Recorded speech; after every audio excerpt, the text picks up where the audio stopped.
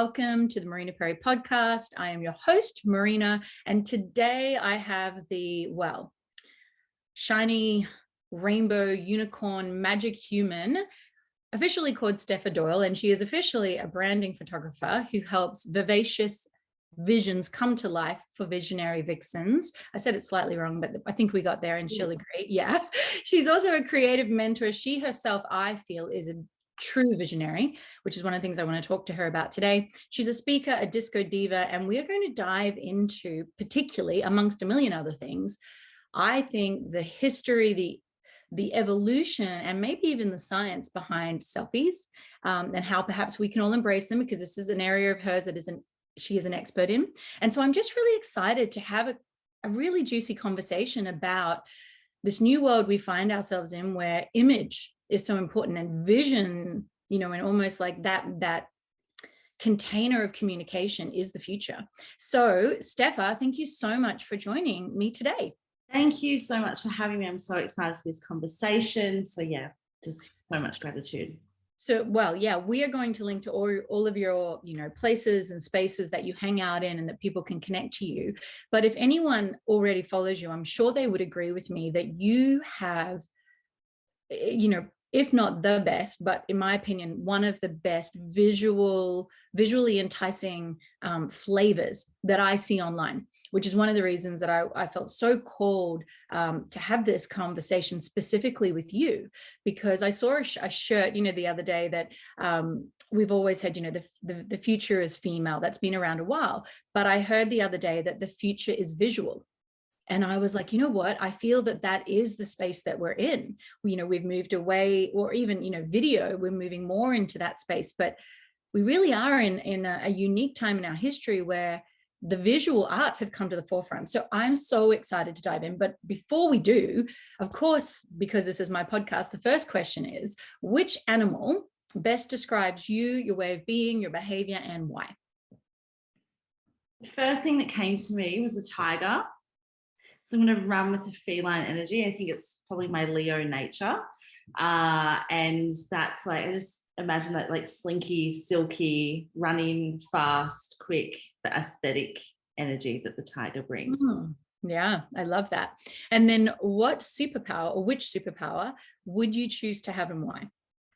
I would have a cut, copy and paste superpower, like you do on the keyboard, like Control-C, Control-V, the ability to cut, copy and paste. That would be my superpower, because if you wanted something, you just copy and paste it. Or if you want to move something, you can cut it and paste it. And I think it'd be really handy. Wow. That's almost, I think, if not teleporting, but there is the one where you can move items, but you're essentially, I get what you're saying. It's almost like a duplication superpower with the relocation superpower. I like it. And I got to tell you, and kind of in alignment with, I think, the way you be in the world, that is the first time I've ever heard that as the superpower, copy and paste superpower. Amazing. So Stepha, you are a visionary, you are a photographer, you are a branding expert, you are a creative mentor to particularly, I believe, but correct me if I'm wrong, women in business. But I know you also do families, love stories, like you're just a visual storyteller. Tell us how you came to be, this person in your industry and living in this way, doing what you do. How did this happen? So, and just a trigger warning on the topics of mental health and suicide. So 13 years ago, I lost my mum to suicide when I was 17. And I mention this because it was the initiation of my life, and it's why I am the way that I am. And it's why that art and expression is so important to me, because it's something that I feel my mum didn't have. And it's been a really powerful tool in my own healing, my own catharsis, my own unraveling and rediscovery, I suppose. And it was after that I felt the urge to pick up the camera. My mum did some hobbyist photography. And so I taught myself photography at about 19, and I dabbled a little bit and then I put it away. And I thought I was too naive, didn't know what I was doing, didn't feel right. So I said I'd never touch the camera again. And then I had the nudge to start writing a blog, and that led me to Instagram, which led me to taking photos, which led me to pulling out the camera, so on and so forth. And I ended up picking up the camera. At the time, I was living in the city, so I was doing a lot of landscape photography. Then I had a couple of people ask me to take photos for social media, and it thrust me into this work now. And I mean, of course, that journey was not from here to here. It was up, down and around, as it is for all of us. But I think the reason why I'm here now is I learned very early on in taking branding photos of people that I really wanted photos to look and feel like the person that I was with. And what I was seeing is that just wasn't naturally happening. So it's not just the technical elements that I thought that I needed to take the photos of people, like lighting, composition. It was also this emotional and energetic component to make someone feel at home, for them to feel safe to express, for them to show and shine in front of the camera so that the photos translated. And so that's been like the last 4.5 years of my creative and business journey, is that piece. Yeah. And I love that, because so many, I work with people around clarity and life purpose a lot. It's, it seems to be a big cross that people bear, like it's something to be resolved. And so often when I speak to people who are living in alignment with their gifts, their calling, if you will, it's not that there was necessarily, yes, your mom's passing was obviously a major pivot point and an awakening moment, as so many of our breakdowns, can lead to breakthroughs, or, those really deeply dark places are where we can find the light, right? And so I think that that's true. But I also think that following the crumbs, like you just kind of kept following the crumbs. And sometimes that's all we have to do. And I just want to, for the people out there who are like, what am I here to do? What am I here to do? Follow the crumbs, just follow the nudges, follow the whispers, follow the requests, follow your own energy. And now, you're so obviously doing what you're here to do. Even though perhaps, when you were 19 and put that camera away, you wouldn't have thought so, and I love stories like that. So I'm curious though, because you do mention, and I'm so glad you do, because I'm a teacher of woo in many ways, in the deeper ends of our coaching facilitation. And you mentioned the energetics of a photograph, and it's so true, right?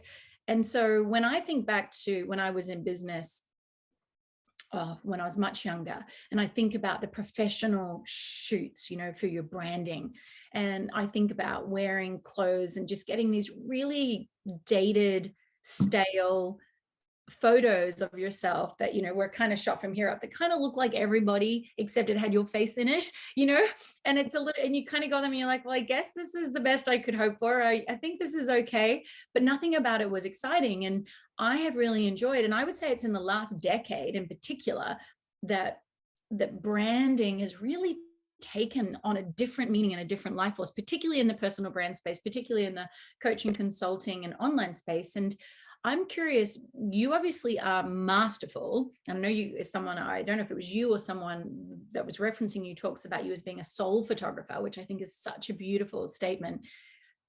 But for people out there who really do think, I don't look good in photos, I hear what you're saying, but obviously you're just photogenic or whatever it is.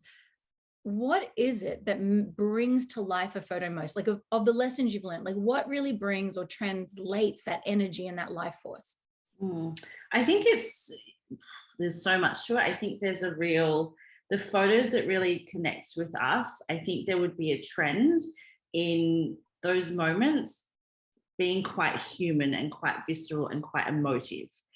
Less about the perfect posed, smile, angled photos, and more about the way that person's looking at someone, or the way that person's looking to the sky, or the way they're erupting in laughter, or there's a tear glistening down their cheek. It's like these human connective moments. If we think about human connection and the psychology behind that, it's intimacy, it's the vulnerability, it's the feeling like we're a little bit closer. So I think those are the photos that captivate. And I think it's really interesting, for me, photos is just a journey to self-love, because you're seeing yourself through another lens. You're seeing yourself, we're used to now controlling how we see ourselves, even in the mirror, the way we pose and hold ourselves, the way we take selfies with filters, which are totally fine, and the way we also control those angles. So when you're having a photo taken by someone else, you're opening yourself up to see yourself through someone else's lens.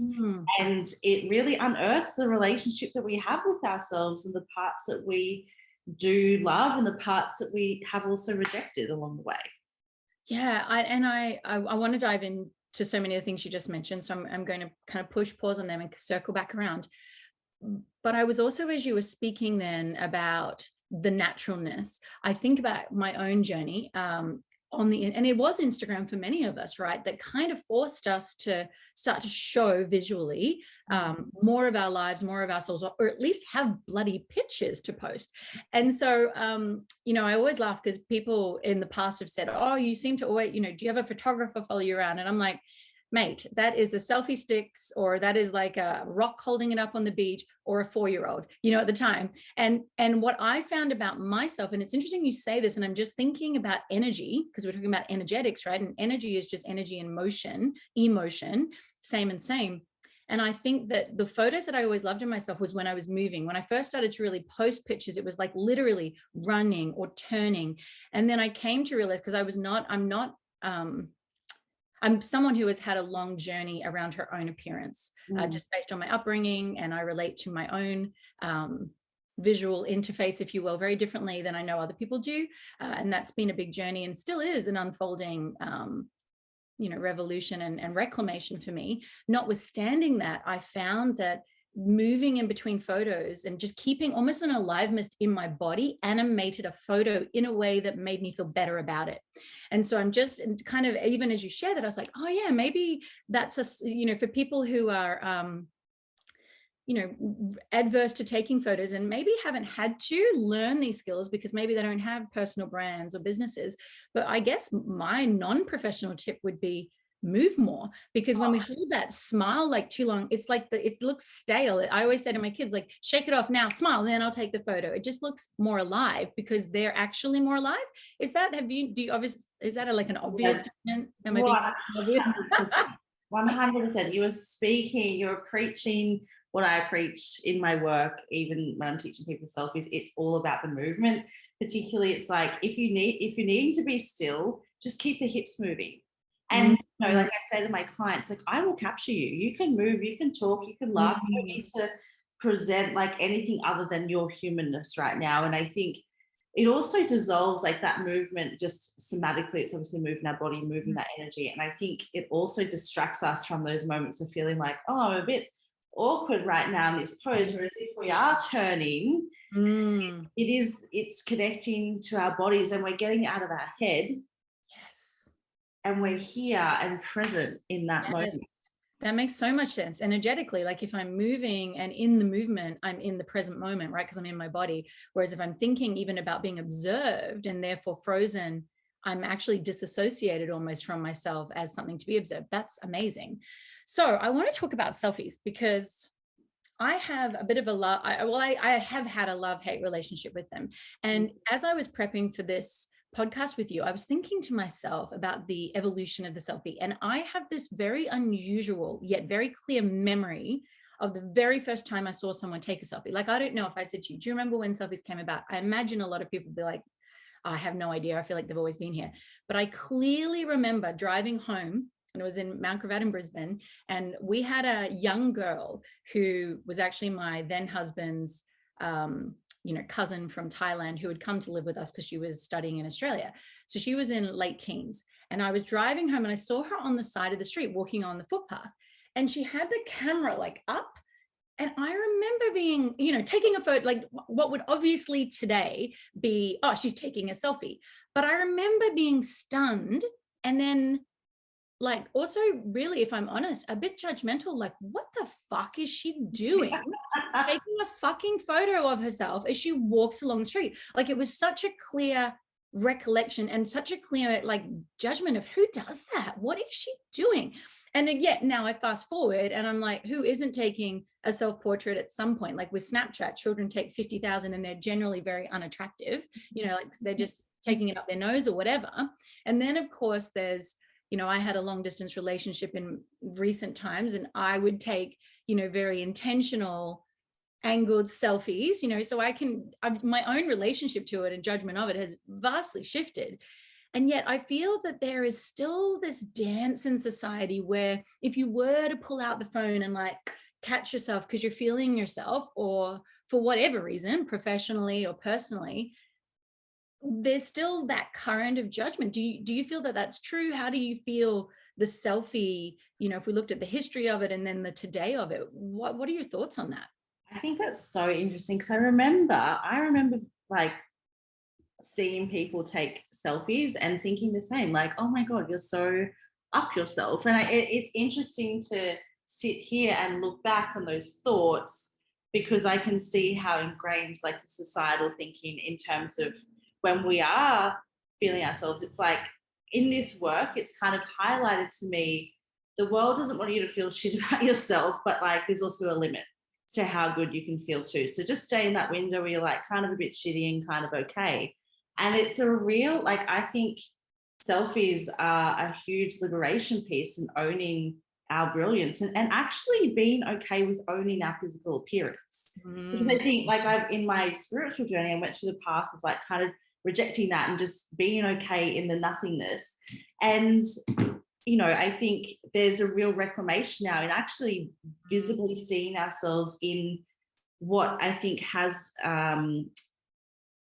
maybe been assumed to be a superficial way. And I think it's interesting, like with certain groups of people that I'm friends with, you know, people who are in business and take content, I now have no shame. I'm just like, yeah, I'm filming something. I don't feel uncomfortable. I still probably feel a little bit of tension when I'm with people who don't do this. They're not capturing it. And I'm like, oh God, I'm totally that person at dinner being like, let me get a photo. But then I think, you know, those moments of like particularly group photos, I think, you know, content and business aside, I'm actually just really grateful to have something in the palm of my hand that I can capture these moments and look back on. Well, listen, I agree. And I have always been, because I'm a visual person, I was always the kid who took lots of photos, you know, back in the day when you had to get them developed and then hated 99% of them. But even these days, you know, before the selfie, before the boomerang, even before Instagram had those things, I was always, let's take a photo, let's take another photo. But it was always in groups. The idea of taking a photo just of yourself, as you say, feels, particularly, I would imagine this might be even more so in Australia's culture because of that tall poppy, like don't be conceited energy that we have as a very strong undercurrent here. There definitely is that idea of, look at, yes, love yourself, but oh, don't love your appearance too much because that will make you vain. And yet, like, it's such an interesting dance because, you know, as someone who was raised to believe and was told repeatedly it's better to be smart than pretty, and then was told she's smart, and then got a lot of accolades around, you know, my mind, and then I spent way too long in my bloody mind and lost my soul for a period there. But the point being, it took a long time to really even associate myself with any level of attractiveness or prettiness or beauty.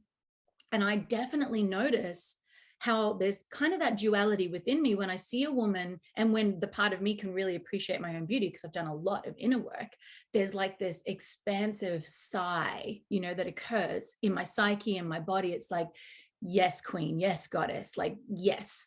And then equally, I can still hear quite clearly that brain when either myself or another woman is really owning that she feels super. I'm like, look how amazing, because I have beautiful girls who, you know, thankfully, because of the work I've done, relate very differently to their physical appearance, you know, and they'll easily say, oh my gosh, how amazing does my hair look? Oh, how killer do I look in this outfit? I am like, you know, just, this is so cute. This fit is so cute on me. Honestly, look at it. You know, and they say that, and it makes my heart sing.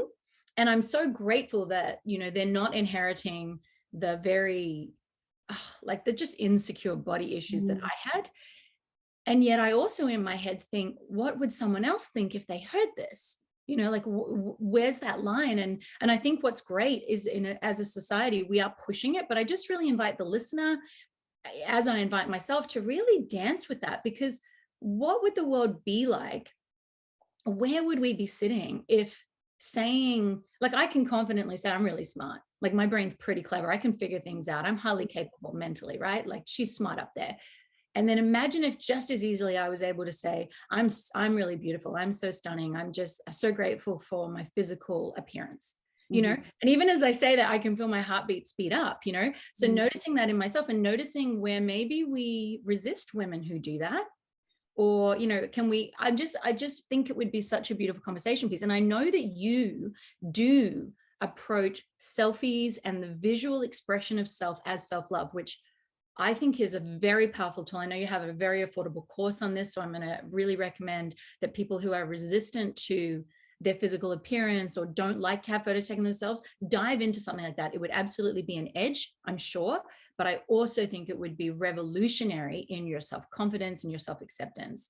So I would love for you to take us through what, and correct me if I've named the course wrong, but big selfie energy. Is that the correct term? Big selfie energy, because I saw that come out and I was like, this is fucking gold. This is what we need more of, because we are just in so much self-hatred of our own appearance, and yet we look at everyone else and only see their beauty often, right? So tell me a little bit about what brought that to life for you. Like, why was that got to be birthed? I think I want the work that I do with my clients in one-on-one, like in-person shoots, to be accessible to people in all levels at all stages, and just the journey that I have gone on myself with my own self-portraits, and then the journey I've gone on with every client that I've photographed, and to see them come alive and own their physical self and all of the beautiful inner workings as well. Like, it is a gift.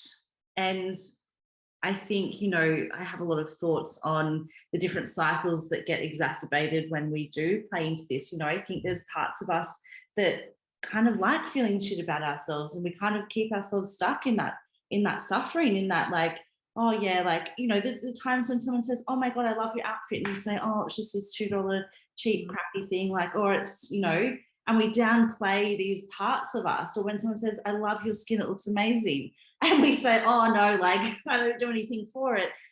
And we're kind of keeping at bay this love. And I can see how there's been maybe narratives around, like, if we do love ourselves too much, then we're not a good person, or we're like, it's like, you can either look good and be an asshole, or you can not look good and you're full of love. So it's like breaking down that all of it can exist. Yeah. Kind of like, I guess, like with money and stuff as well, those mindsets, it's like, it's not one or the other. So I really wanted to bring the technical stuff to people, because I can understand sometimes when we don't know what we're doing, we lack confidence, and then we go, I'm not going to do anything with it. So I wanted to kind of like answer that. And then through that, take them on this journey. And I guess, some of the resistance I see is definitely technical. And then the other resistance I see and know and feel is how we feel about ourselves, and the actual process of seeing ourselves, and even just a process of connecting to our creativity, connecting to our soul's expression in that way. Like, it's vulnerable.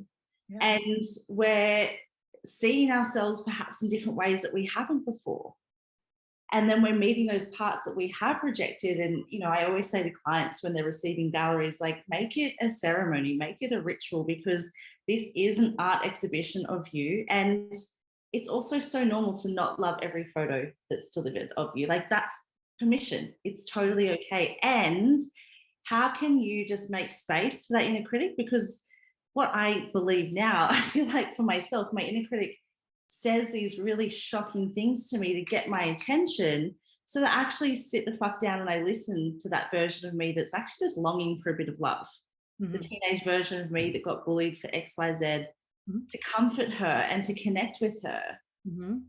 And, I think there's a lot of industries that also profit off of us not loving ourselves and being stuck in that loop. And some of that programming around, if I shine too bright, does that take away from others? So I think it's a lot of like, there's a lot of societal deconditioning and our own internal workings and how we approach ourselves. And then in turn, when we do hear other women speak highly about themselves, like, what does that bring up for us? Because where are we rejecting that part of us? And where do we actually deeply desire to own that we think we're hot or beautiful or cute or amazing? Yeah. And I think so much of that last bit where it's, where are we resistant to someone who's really loving themselves on a physical level, is just that story of the 7 deadly sins, like vanity. Like, we just have bought that hook, line, and sinker. And yet, it's interesting when we look at it as a spectrum, because when I just said loving themselves physically, as I said that out loud, I was like, I love myself physically because I exercise, if not every day, I move every day. And like the food I put in my body. Like I love myself physically. So it's interesting even to notice that for some people are like, oh, she spends so much time on her physical appearance, and yet I do that for energy. And then I noticed that I run this story that I don't know how to do hair and makeup. I'm not one of those girls who knows how to like look pretty.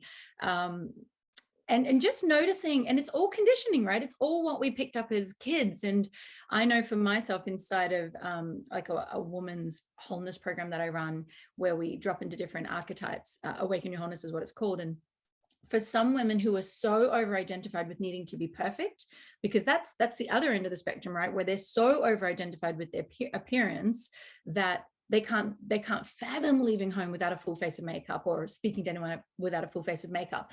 And so one of the exercises that I give those women to do is to edge themselves to going to the shops in like Ugg boots, no bra, and no makeup, you know, because what's really going to happen, like, I promise you the world's not going to implode. I promise you, you know, the people who really love you aren't going to up and leave.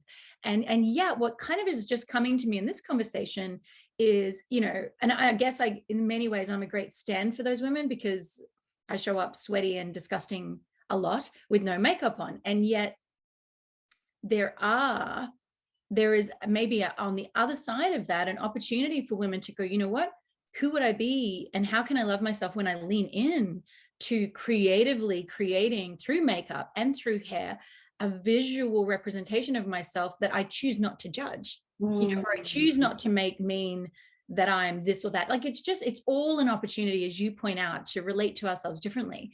And I also love that you point out there's all of that inner work, and yet there is some technical stuff.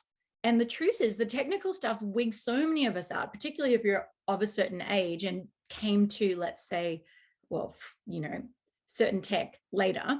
So I would love to know, if you're happy to share, what would be your 3 hot tips, or if you've got more, that's fine, or less is fine, for like a great selfie for someone who's like, all right, I'm going to take a selfie just as an exercise. Maybe I'm not going to post it, but maybe I get into this habit of just dancing with me and my appearance. Like, what would be your tips around actually nailing the big selfie energy?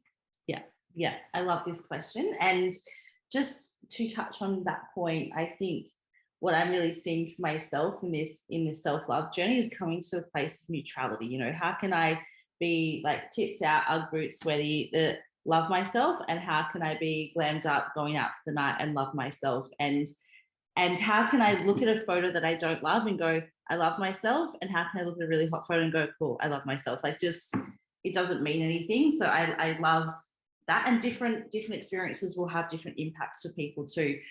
But to answer your question, selfies, I like the technical pieces. I would encourage people to explore lighting, different forms of lighting. Lighting is like the number one thing to a good selfie. If you have good lighting, you can nail a selfie. And what that means is getting to natural light, facing the window if you're in a room, using a ring light if it's darker or you need some artificial lighting, playing with the angles of the light as well. Like, all lighting is angles. So it's like literally just having your phone up. What does it look like when I face the light? What does it look like when I'm on the side to the light? How does that create a different mood?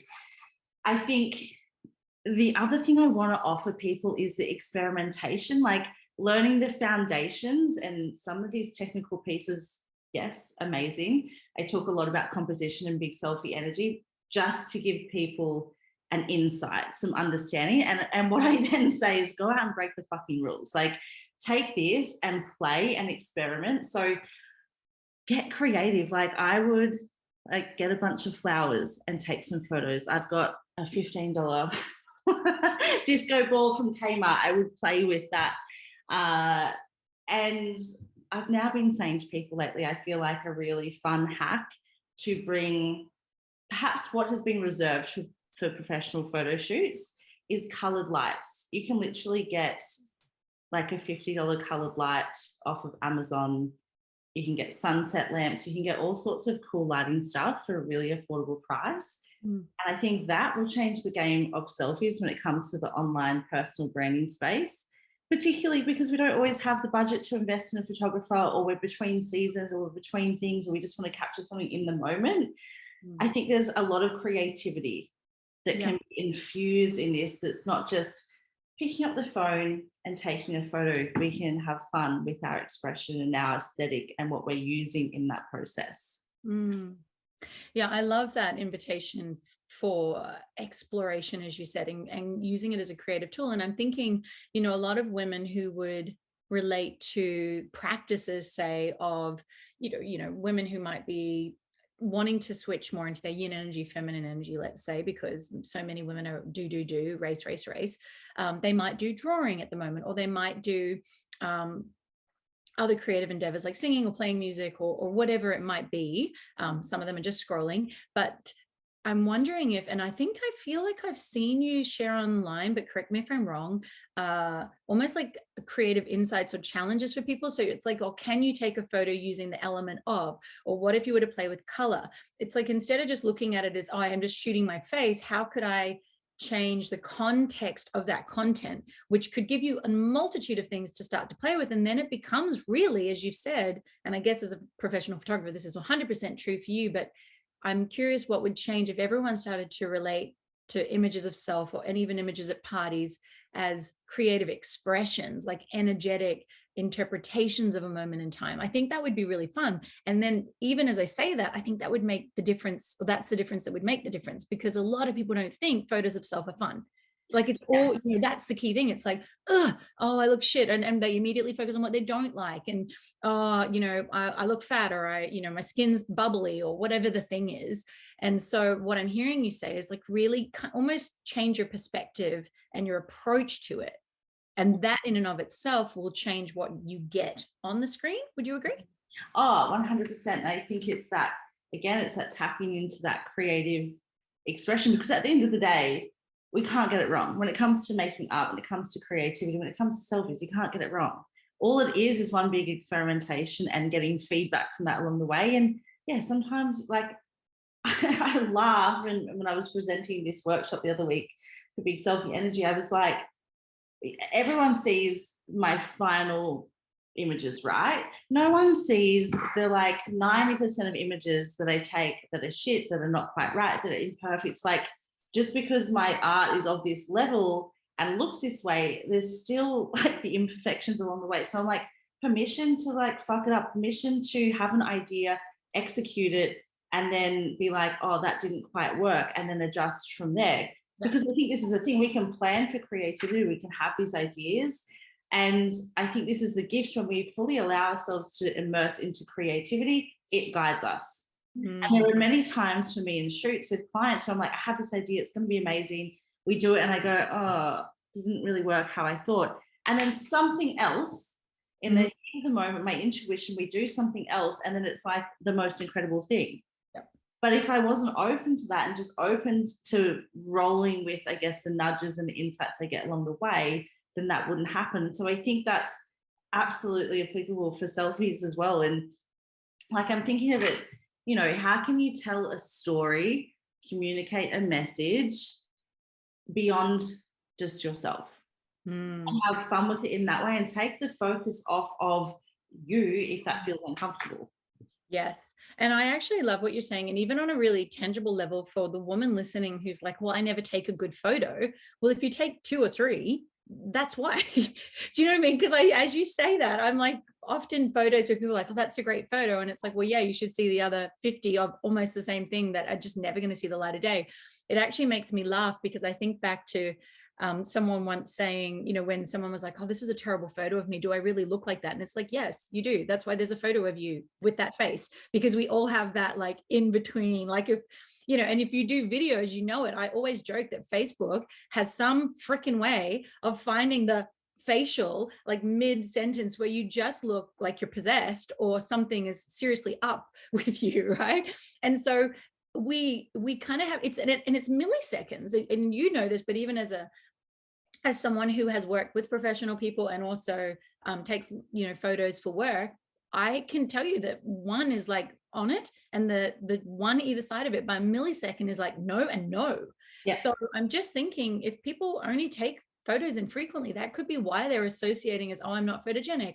And as you say, they haven't played with light, they haven't played with angles, they haven't kind of shown up enough. Just like every field of life, we have to kind of be in the persistent, consistent playing and getting the feedback like you commented on, and like we could relate this to health and fitness. You can't go to the gym once and go, oh, I didn't get results. And yeah, exactly. And I can't like show up once in a conscious communication with my partner and go, how come we're not relating in a really effortless way?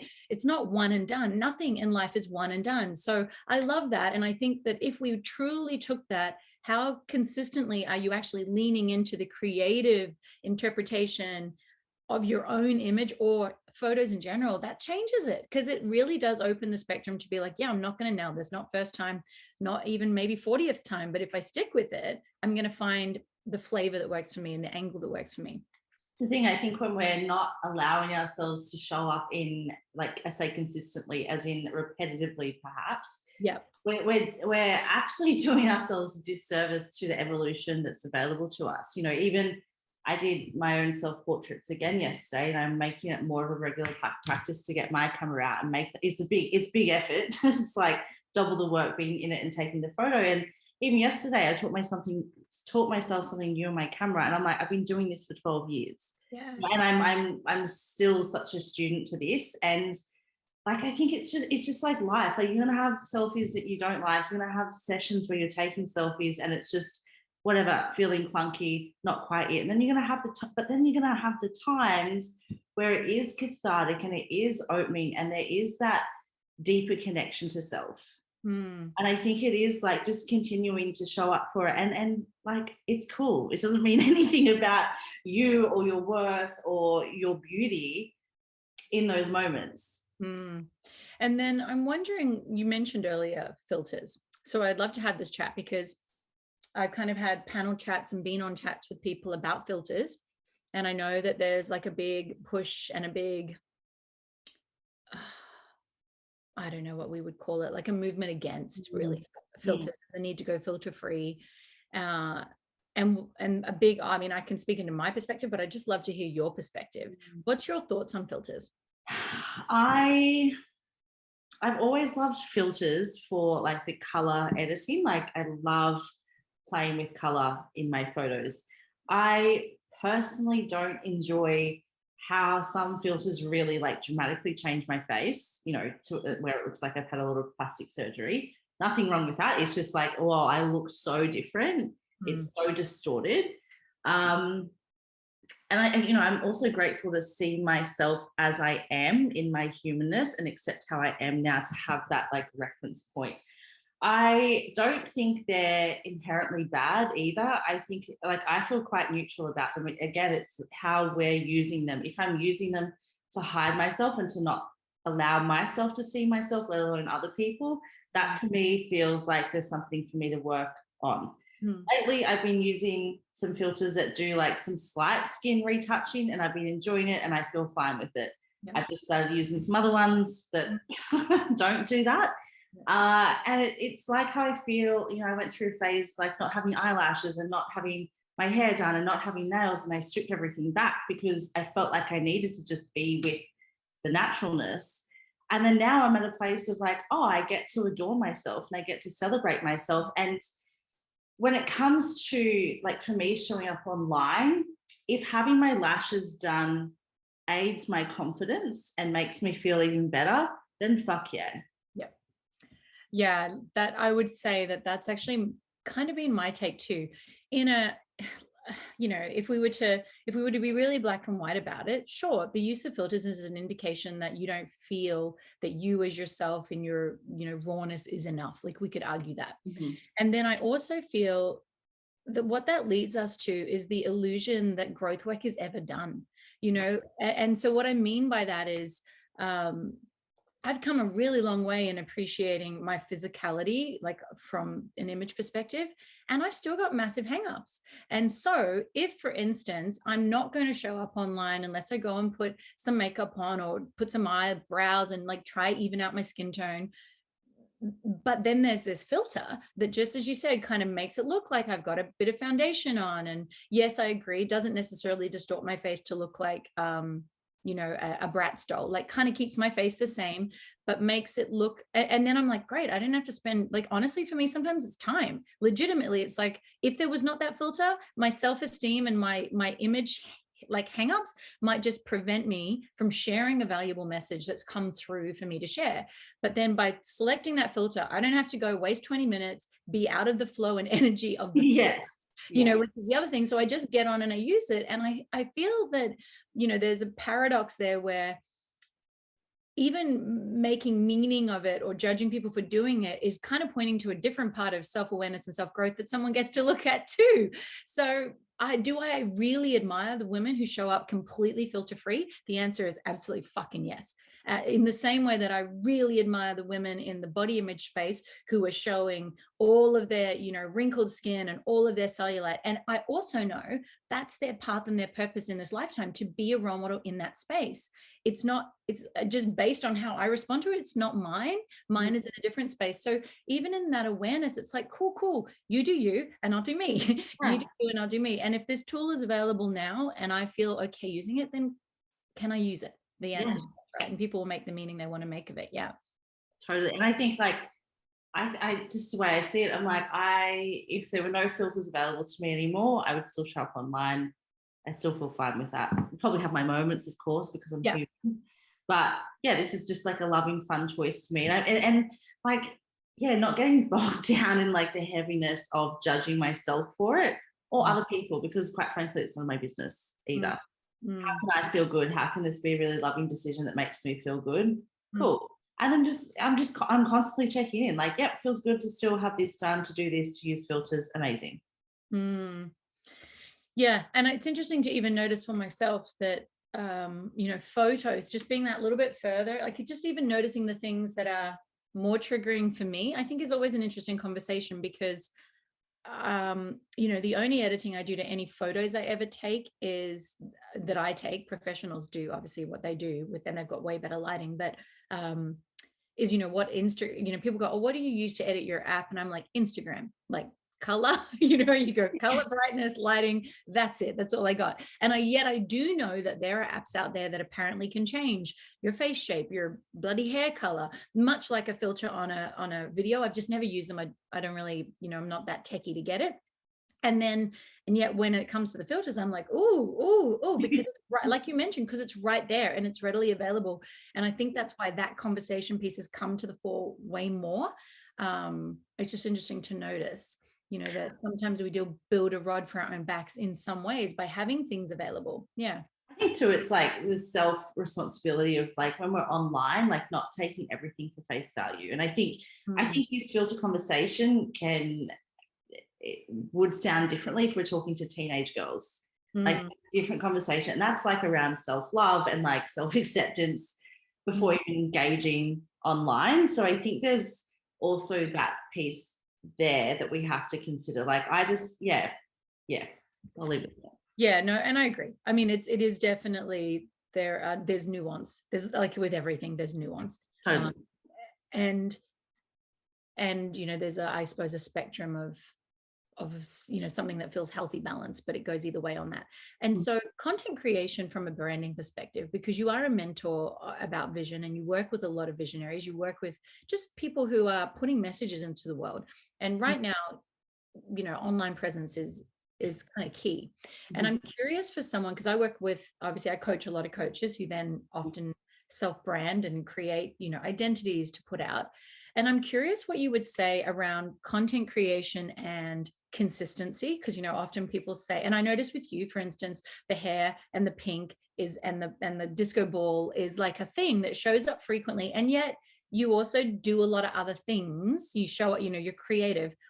And then I can think of some kind of leaders, and they do have what's the word that's really popular these days? Like an aesthetic, I guess, is what I'm leaning towards asking. So for content creation, how important do you think it is that people are clear on a branding aesthetic and even a sound and a visual and an angle?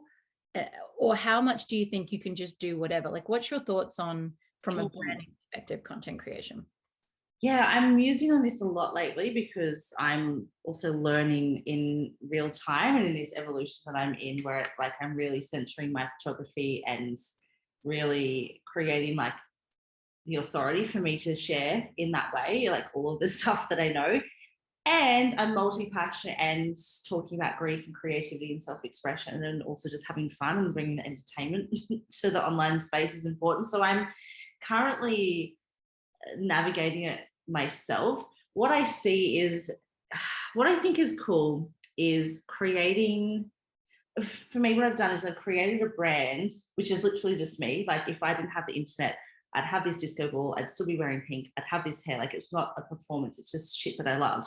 And I have shared that stuff online with people for so many years now that it, you know, our personal brand extends just beyond the graphics that we use or the photos that we use. It's the things that we love. It's the things we talk about, the things we share. So yesterday I got a message from someone and she's like, they're restocking disco balls at Kmart, like I thought of you. Or I saw this pink sequin, something, like I thought of you. So I think it's interesting how our persona and personality can really create that brand. And that's why I think it's really important to highlight that. I think personality over perfection any day.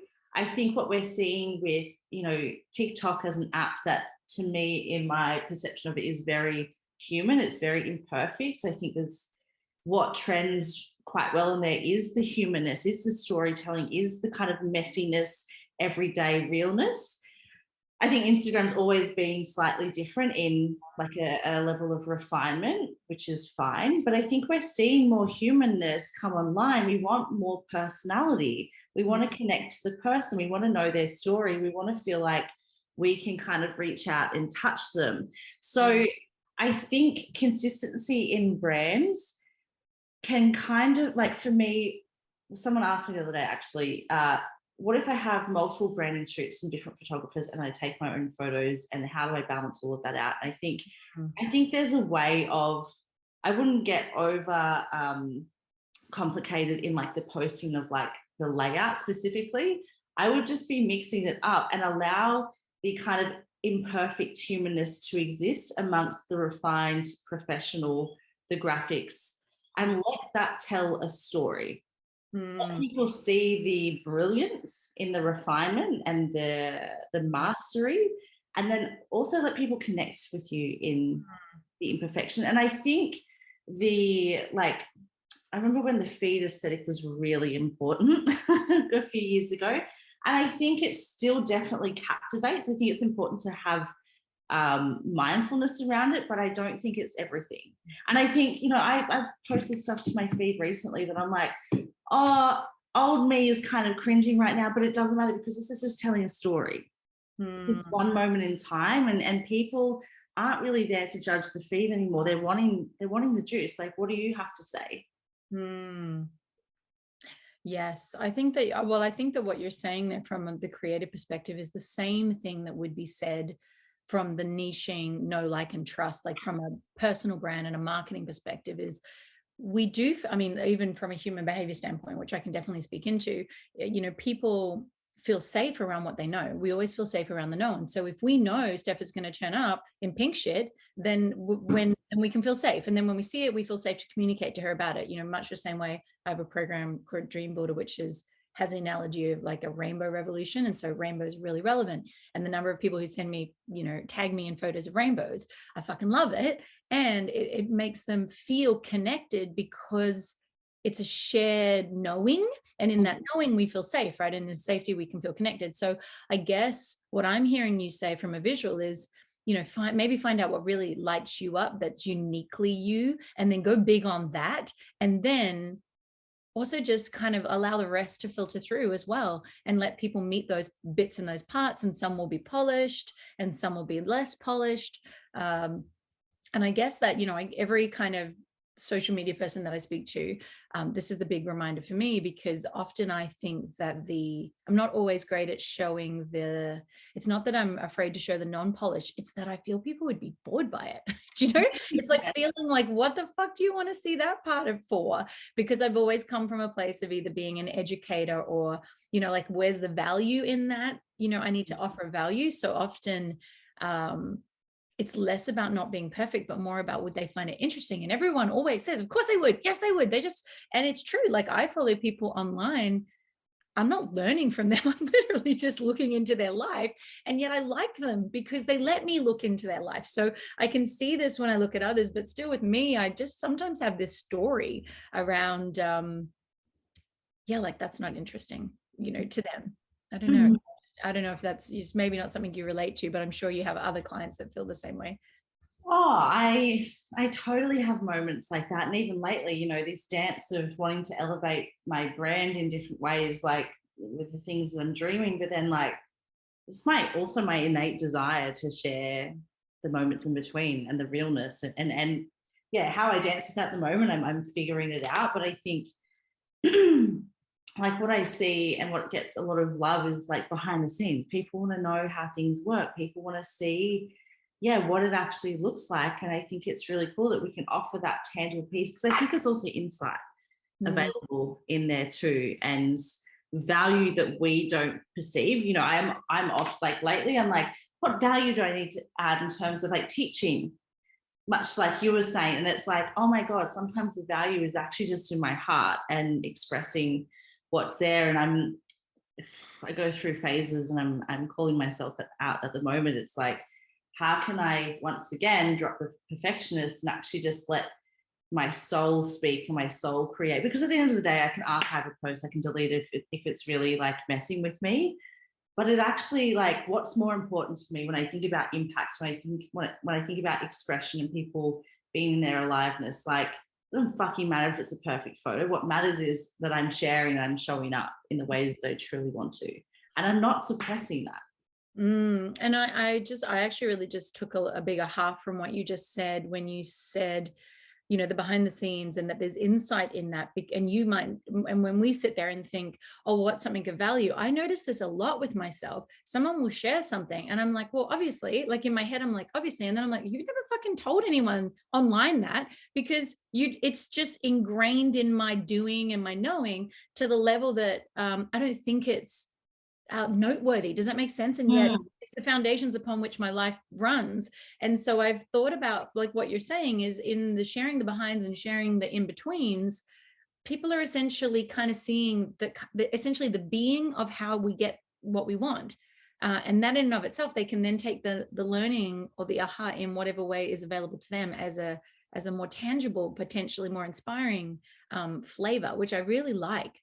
That's kind of shifted. That's kind of given me a bit of a paradigm shift around, that when we share what we do and how we do it, where we are educating and sharing something of value, if that is something that person kind of wants to lean into themselves. Yeah, totally. I remember when I started in business and I'd hear, I'd watch something of Steve Jobs or someone really big in business that's had a really successful career, and I'd be like, that is so out of touch from my reality. I cannot relate. Like, I cannot even sort of take in or absorb what you're saying, because you're about 50 billion steps ahead of me.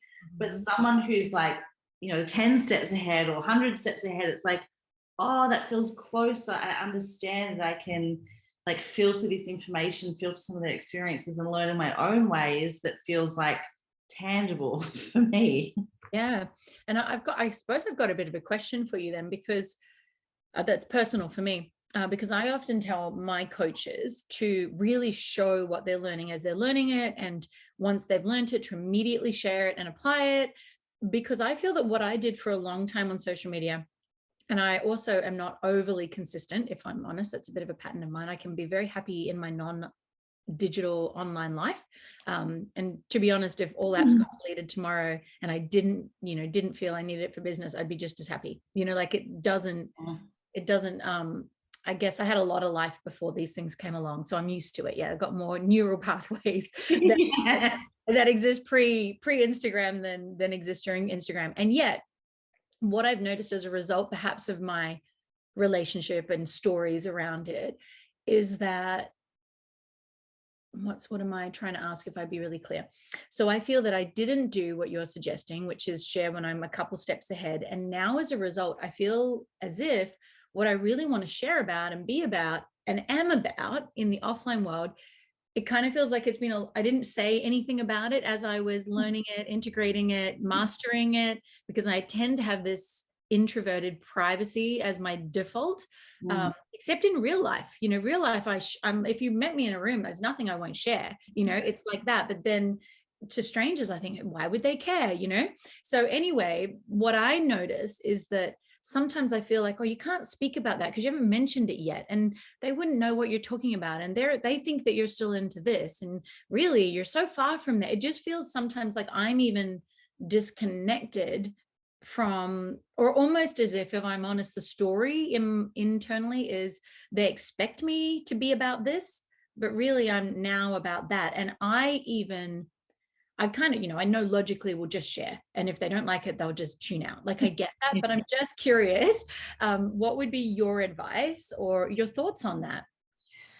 My thoughts are, it's something that I am currently challenged by and a pattern of mine has been like feeling the need to kind of maybe over articulate or over announce like what it is that I'm doing or what's next or like where I've been, and not actually just like showing up in it or like sharing about it. It's kind of like I want to give people warning, or like, so that I think one of my like deep down fears has been misunderstood. And so I'm so conscious about being understood and as clear as possible that I know it's stifled by content, because I'm like, oh, well, I feel like I need to like tell people that I'm doing this or I've done this. And it's like what I'm learning in real time. So it's almost so fitting that you're asking me this question now, is that I get to just show up in it and kind of like a bit of a kick up the bum, like stop fucking talking about it and be about it and do the thing. And like, instead of telling people you're going to film the content about XYZ or like there's more to share on that, like share it, create it, make it happen. Yeah. And there's the challenge in that like yeah, like how do I remain connective, and the parts of me that it's like, well, I don't want to lose people along the way, and also trusting that people, when they don't resonate, they'll leave, and that's totally perfect too for their journey.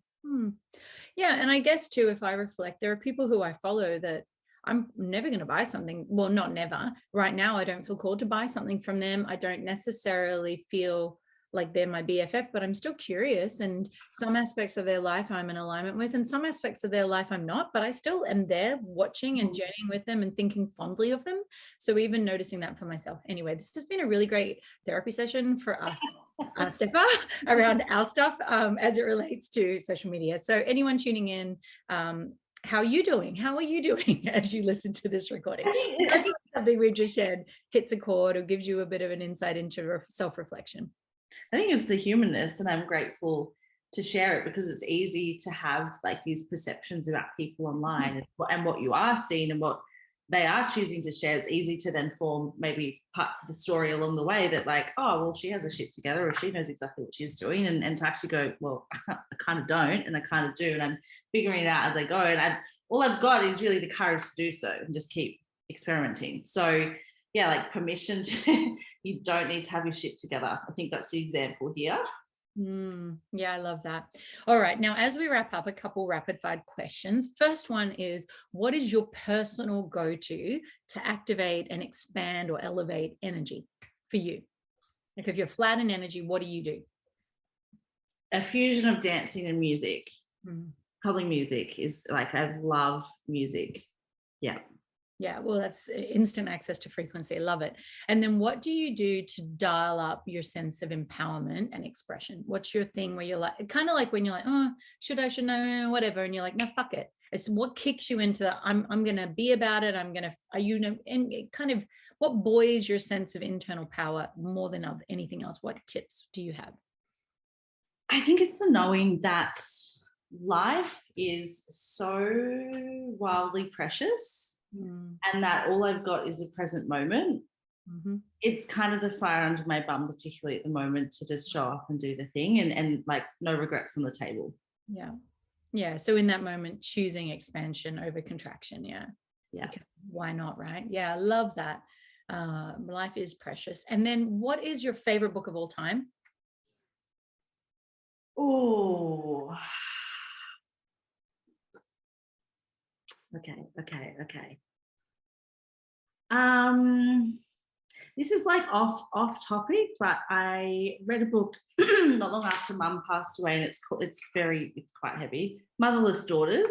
So it's as heavy as the title sounds, but it's a collection of women's stories in loss and relationship with their mums, and it was a long read. Like, it took me some time, but it was really comforting to hear other stories of loss, love, grief, relationships. It's a personal favorite. Yeah, well, we can link to that too. And what would you say, just on that then, has been the greatest gift or grace of the loss of your mother? It's an appreciation for life, and I'm unafraid to say that I love you or that I'm sorry. And I really feel like it's like me meeting these parts of myself enables me to hold that space for people in our sessions. There's this like unwavering energy that I have to meet people and whatever they're experiencing. I think that's the greatest gift. It's beautiful. And then if every other part of this podcast got deleted, which it won't, but if it did, what would be the sound bite, the little quote that you would just slip under the door or into the ear, everyone on the planet, that for today, right now, knowing it would change as you evolve and grow, but what right now would be like your, hey team, guys, listen, it's really just all about X, or what I really want you to remember is Y. Like, what would you say? Take the photo and make the art. I love that. That's awesome. Take the goddamn photo. Take the fucking photo is probably what I would say. Yeah. And then, as we wrap up, thank you so much for being with me today. And I just really encourage anyone who has never had a professional photo shoot to fucking have one. I have to say that, like, I never thought, to be honest, I grew up thinking, well, yeah, get a professional photographer for your wedding. That's kind of what I thought professional photographers were for, or maybe like celebrities get portraits done. And I think it's been one of the most beautiful experiences is to have someone with skill capture an image of you. And so if you've never done that, do that for yourself. And it can be not for professional reasons, right? You can just get photos of you that you love. And one thing lately that's been really present for me, and I just as a reminder for women as to why they might want to reach out with you now and do it, is, this is the youngest you're ever going to be again, right? Like today. And I say that, and it's also the wisest you've ever been, as the rest of the quote goes. But I was having a chat with a group on the weekend about projection, particularly around social media, actually. And I'd had someone in my life make comment and kind of make me feel a little bit, I suppose, judged for finally, in my opinion, in my late 30s, being comfortable enough in my body to actually post, photos of me in my swimwear, which my, 28-year-old self, hugged herself in a towel from like pretty much to the water's edge, dropped in and ran in. That's where I came from. So to be judged really made me feel pretty shit, to be honest. And that their projection was, you don't want women to feel intimidated or to think that you love yourself too much and all these things. In any case, one of the frames that really helped me was, anytime I look back at a photo of myself when I was younger and I'm like, fuck, I was really ripped there, or geez, I look great there. I also remember that at that point in my life, I was telling myself a story that I needed to be more beautiful or slimmer or whatever it is. And so I've come to realize it's all a delusion and illusion. Yeah. And so meaning, like, I feel like 40-year-old me, or 50-year-old me or 6-year-old me, let's just fast forward, 80, 90-year-old me is going to look back at 50-year-old me and be like, babe, you bitch, why did you not take more photos of your gorgeous self? Because the wrinkles are going to come, because the sagging skin eventually is going to come. And why not now? Like, why not now? And so just for me, I think if you're a woman out there, like, invest in a photo shoot, even if you're petite, maybe even particularly if you're not feeling yourself. I used to run the story as, I'll book the photo shoot after I've done a quick, detox or blah, blah, blah. And I now know that the photo shoot makes you feel beautiful. Oh my God, it can be such a beautiful, like, I talk about the awareness of the emotional stuff that can come up, but like also the fucking gift of seeing yourself Mm. It's so funny when I'm working with people and they're like, oh my God, like I look so hot. Oh my God, your photography, it's your photography. And I'm like, no, this is just you. Like I'm just witnessing you and serving up to you like what I'm seeing. So this is you. And sometimes I think it's hard to like comprehend actually how beautiful and all of the other things that we are. So my dream, I'm a branding photographer because it makes sense. And I do love people's brands, of course. But my dream is that people just get to invest in art to celebrate themselves and to express and to make in those ways in the future. Yeah. I love that. Well, gorgeous. Thank you so much for sharing today. And obviously, if you're listening and this resonated, then screenshot, share on social media, tag Stepha, tag me. Let us know what you liked. Let us know what hit the chord. And when you go and take some selfies, reach out and tag us and let us know, that you felt empowered to do so or inspired to do so. We are all in this together, and particularly as women, we get to recognize that we have come a long way and we're still unfolding. And it's not our fault sometimes that we have our hangups that we do, because they've been there a really long time. And so be kind and gentle with yourself as you journey. Get support. Use Stepha. So yes, thank you for listening. Thank you for tuning in. And thank you, Stepha, for being here today. Big loves, beauty. Thank you.